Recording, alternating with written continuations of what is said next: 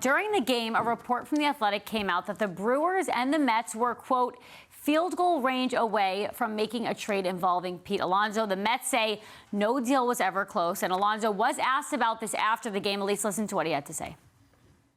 For me, I love representing this organization. I love being a Met. I love representing the city of New York the best way I possibly can. I love everybody in this clubhouse. I mean, being a Met, it's the only thing I know, and there's so many people here, not just here in the big league clubhouse, but I came up with in the minor leagues that have had such a positive impact on my career. So it's been phenomenal here so far. So I don't know what the future holds, but right now, I'm a Met, and I love being a Met. And I take pride in putting on the jersey every day and representing the city of New York.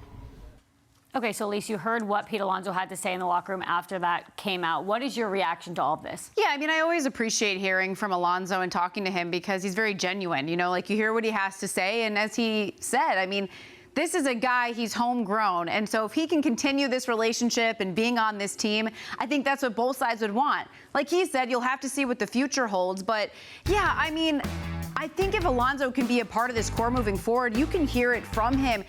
He loves to win. He loves baseball. And so that's what the Mets would love on their team.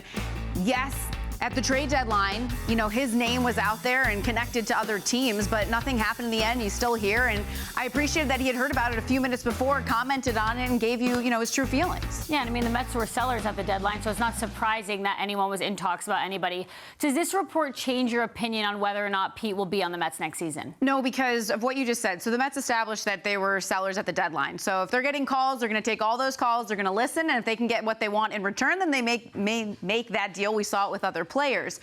I think it's just a matter of down the road, can the Mets and Alonso come to an agreement, come to a deal that they're both happy with? That's really all this is about. I don't necessarily think that what happened at the trade deadline foreshadows or says anything about how they feel about each other. It, for me, was just what the Mets were doing at the deadline and hearing what they could get in return if they could, revamp and boost that farm system that they wanted to do. No, exactly. But you heard Pete wants to be here, so they're going to see what happens next season. Thank you, Elise, for talking baseball here on Honda Sports Night.